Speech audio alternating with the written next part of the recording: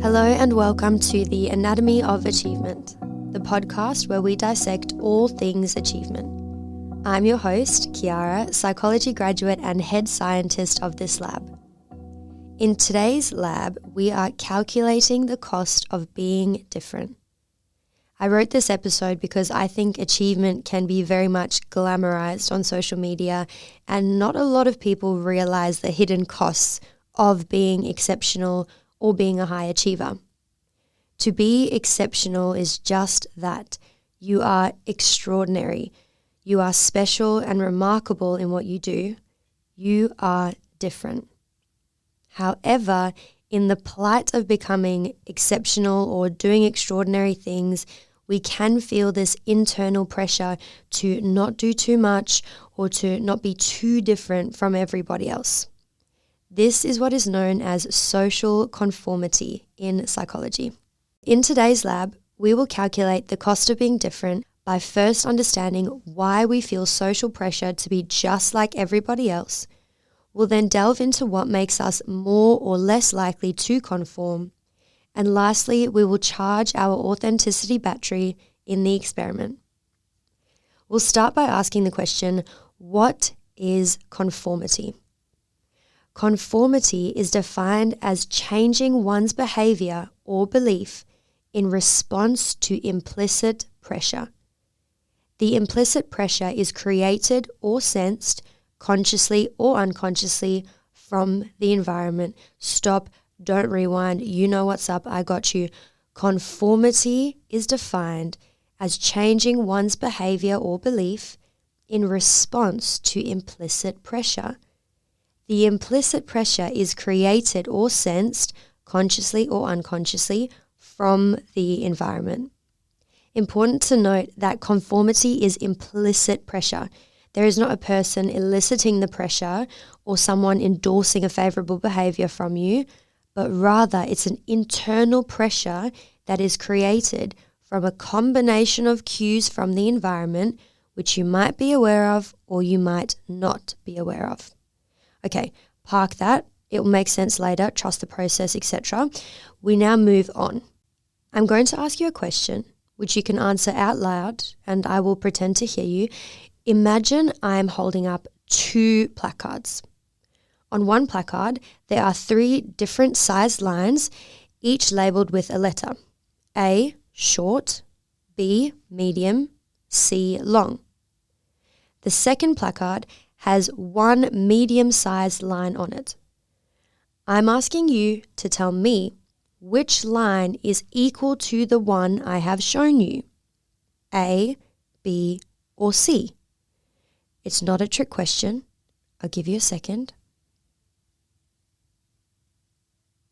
It is very clearly the same length as B, the medium-sized line. Nice.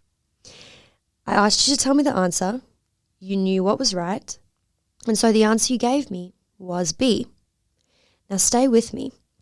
If I put you at a table with 5 other people, I show all of you the 2 placards, and then I ask each of you to individually call out your answer one by one, and you are the last one to answer. So far, everyone before you has said C, the longest line. You are certain of your answer, which is B, and it's your turn to call out. What do you say this time? Do you say B because you know it's correct? Or do you say C because it's what everyone else says is correct? The study of social influence suggests that a person is around 75% likely to give the wrong answer at least once in this kind of experiment due to social conformity. What I have just explained to you is a monumental study in social psychology called Solomon Asch's line study. In the scenario I put to you, you would have been the person who Asch was testing, and the other 5 people are actually fake participants. They're instructed to give the wrong answer to induce social influence. The experiment also had a control group where there were only real participants so that they could compare how participants would answer in a group where the answer was the majority view to how participants answered when their answer was different to the majority view. The control group, of course, only had a 1% error rate, so everyone was giving the very clearly correct answer. Now, Aisha's line study resulted in around 1/3, so 32% of participants giving the clearly wrong answers. 75% of participants conformed at least once, and only 25% never conformed, so they never gave the incorrect answer. Notably, this study was conducted more than 70 years ago, but was recently replicated at the University of Bern, and their study was published in 2023. Now, results of the replication study were, get excited, strikingly similar to the original, finding an error rate of 33% for the line task. Now, we love reliable studies. That is extremely sexy. Enough with the sexy replicable paradigm talk. Let's ask the question, why do people conform? In the original experiment, it was found that people gave the clearly wrong answer, that is, they conformed, for two fundamental reasons. One, to be accepted, which is known as normative social influence, and two, to be correct, which is called informational social influence. When asked, most people explained that they gave the wrong answer because they didn't want to be ridiculed or made to seem different from the others. And the smaller group said that they gave the wrong answers because they thought that the group were more informed than they were. Let's step back for a minute and look at the study in the context of what it means to be different, what it means to go against the grain and to go for what you really want, especially when it is different from the others around you. This study demonstrates to us that even when we know something is right, there is a strong chance that we will shy away from that just to be accepted, or because we think everyone else knows better than we do. So we know that most people do conform. We know why most people conform. But what makes a person more or less likely to conform? In the context of social influence, it's a part of the Aish paradigm and generally accepted that the bigger the group size, the more likely a person is to conform. In addition, when their behavior is transparent or seen by others, a person is also more likely to conform, such as when they had to say their answers out loud. If they had to put it on a paper, they are way less likely to conform. On the other hand, a person is less likely to conform when privacy of their behavior increases. Just like I said, if you were to write down your answer of which line was equal, you would be way less likely to conform, and also less likely to conform if there is an ally deviant. Now, an ally deviant is just someone else who is also different. What I love about this is that an ally deviant doesn't have to have the same answer as you.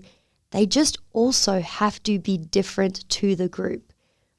So in this experiment, if someone else said A, the shortest line, when everyone else said C, the longest line, you would be more empowered to give your answer B because of the ally deviant. And I know we're talking about a study here, but I hope that you find your friends and your group that are your group of ally deviants that maybe are not even doing the same thing as you, but are doing something in their own lane that empowers you to be different also. Sticking with this theme of deviance, this is actually the term they use in social psychology research, which suggests that deviance of conformity, i.e. individuals who choose not to conform, are often less likely to be liked.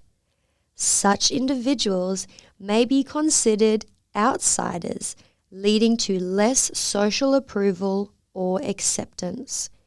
So essentially, in social psychology, it's generally accepted that people who are deviants of conformity, they are less liked, and less accepted. They're not really championed as such. In sum, we can see that when we do not conform to the norm, we are considered deviants of conformity. We are different. The cost of being different is the likelihood that we may not be liked or accepted by those who do conform, and we face losing the comfort of being accepted or praised. Now, if there is anything I want you to take from this episode, it is not how sexy it is that a study can be replicated 70 years on with internal consistency. No, it is this next paragraph. Often we conform because the cost of being different is to give up being liked and to give up being comfortable.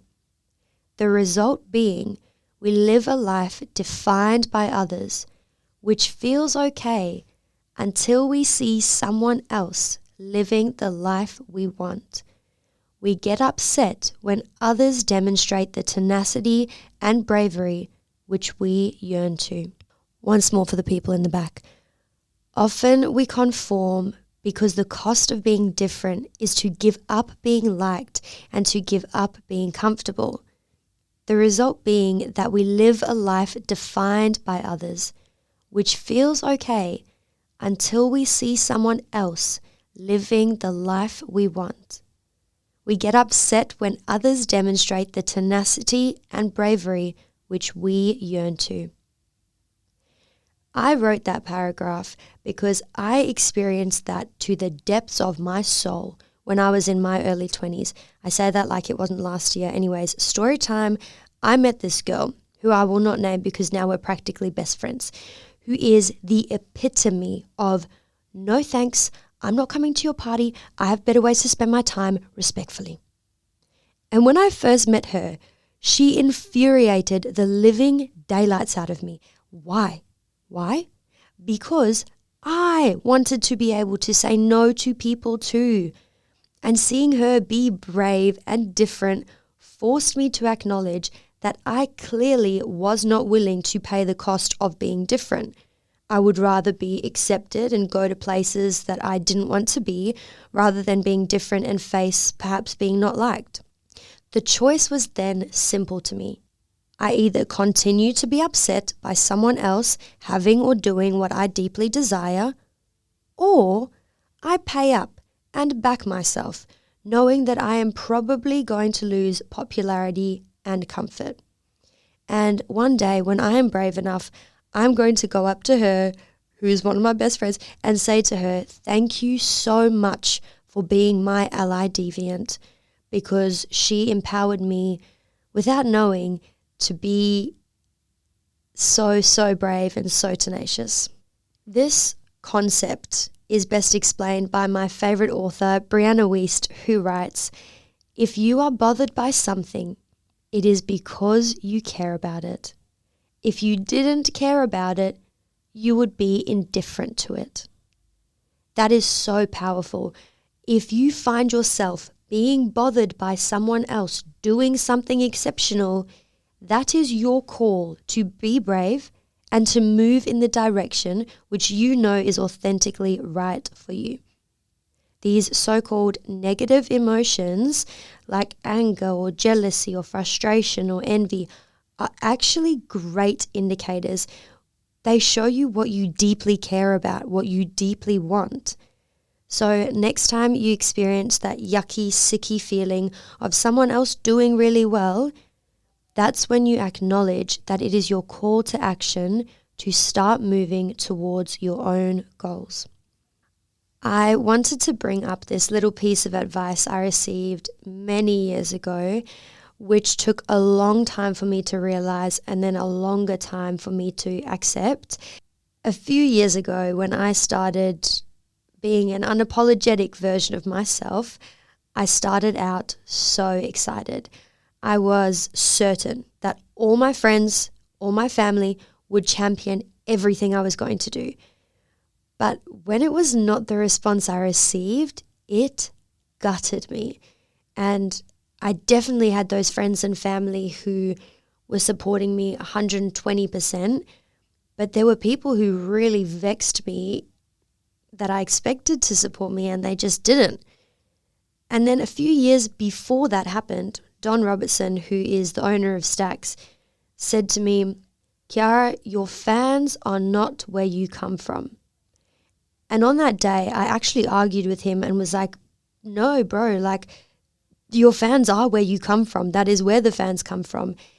And then a few years later, after that conversation, I experienced that polarized response from people who were either so happy for me and supporting me or no support or acknowledgement whatsoever. And I finally realized what he had meant, that your fans are not where you come from, because if people are in similar circumstances to you, they are likely to view your achievements or efforts in the context or comparison of their own lives. And that's why I want to delve into that and ask the question, why? Why do people often, at times the closest people, criticize or resent us for our success? Because when you understand where it's actually coming from, you can start to view it from a place of compassion, and it will empower you instead of making you feel less than or taking a knock to your self-confidence. The answer to that "but why" question brings us to the social phenomenon of tall poppy syndrome. Tall poppy syndrome is where people are criticized or resented for their success. Now, practically, in a field of poppies, which are flowers, if one of the poppies is growing taller than the others, it's notable and it's different from others. The tall poppy will then be cut down to fit in with the rest. This phenomenon is underpinned by the paradigm of conformity, which we've discussed earlier, and is most prevalent in Australian and New Zealand culture, but is beginning to show in other individualistic cultures. That's like the UK and America. The most important thing to acknowledge about tall poppy syndrome is that it stems, literally stem, flower, do you get it? That's crazy. It stems from a place of insecurity and / or fear of the average poppies. The way they respond to your achievement or efforts are criticism, belittling your achievements, and social exclusion, which are all defensive behaviors. Your achievements trigger feelings of inadequacy in others. Now, don't freak out. I'm going to pause for effect after I say it again. There's nothing wrong with your Spotify. There's nothing wrong with your Bluetooth. Just sit with the silence, okay? Here we go. Your achievements trigger feelings of inadequacy in others. That was extremely effective. Bringing it back to my Queen and Sovereign, Brianna Wiest, when people respond in a critical or aversive way to you, it actually has nothing to do with you and everything to do with them. People only respond emotionally when they care about something. If you choose to be different, choose to be authentic, you must be okay that it comes at the cost of potentially not being liked or of receiving criticism from others. You can choose to stay as a short poppy, liked and accepted, or you can choose to be authentic and different. I've spoken a lot about the cost of being different and the more negative side, but what I want to share is that being different will also inspire others. It will show you to the people who are willing to support and champion you, of which I can attest there is no greater feeling. So when tall poppy syndrome is beginning to rear its head, that's when we need to sink deeper into our authenticity, reinforce our self-confidence, and hold our genuine support group close. Side note, I would really encourage you to show support in a practical way to someone who always champions you, always supports you. Send them flowers or buy a product from that friend who has a startup and pay full price, because it will mean the world to them. It will show them that you appreciate their support and that you don't give short poppy energy. This brings us to the experiment for the lab. The experiment today is a meditation practice which focuses on connecting to your authenticity and boosting your self-confidence.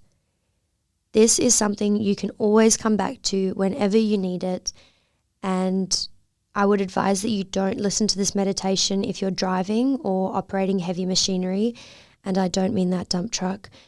This is best listened to when you're able to relax and close down your eyes, without too many distractions.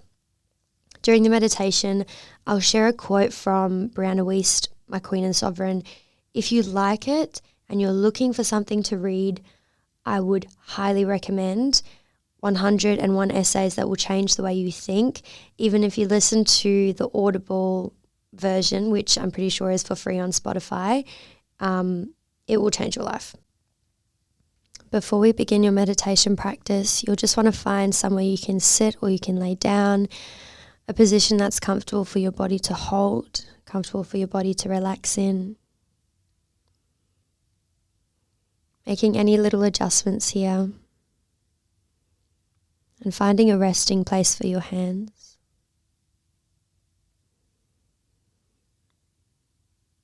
We begin our meditation practice by allowing a wave of calm to wash over your body, starting from the crown of your head, moving down towards the tips of your fingers, the tips of your toes.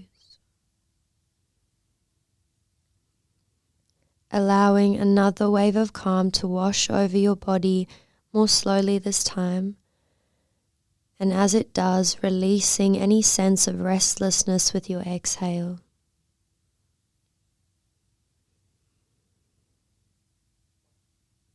Softening the crown of your head, allowing it to smooth out. Softening the muscles of your forehead. Relaxing the space between your eyebrows. Lowering your gaze even with your eyes closed. Relaxing your cheeks and your jaw, your neck, your shoulders. Allowing your shoulder blades to grow heavier where they are. Feeling your arms start to weigh down.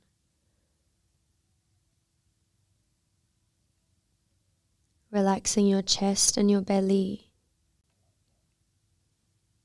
Your hips start to grow heavy, along with your legs, all the way to the tips of your toes.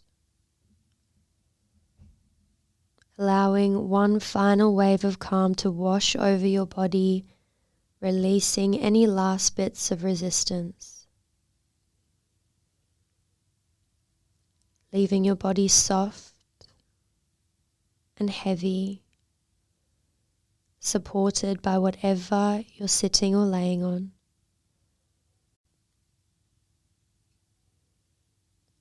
Bringing to your mind one thing you can genuinely celebrate yourself for.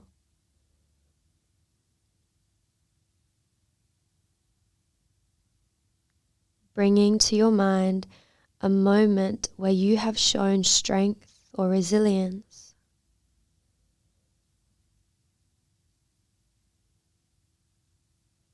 Holding this feeling in your body and in your mind, and returning to it whenever you're in need of encouragement. The greatest act of self-love is to no longer accept a life you are unhappy with. Taking this moment to promise yourself that you will do whatever it takes to live the life you want, to achieve the goals you have set.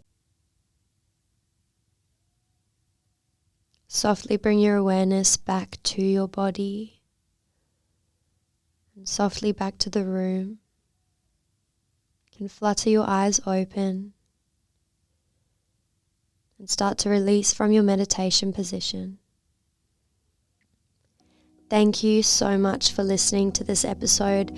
I hope that it gave you a lot of value, and I hope that it transforms some of your thinking. If you do have any questions, comments, or feedback about the podcast, please let me know. I am always willing to hear. And if you would like to rate the podcast, that definitely gives Tall Poppy energy, and I would be extremely grateful. And I will see you at the lab on Monday. Don't be late.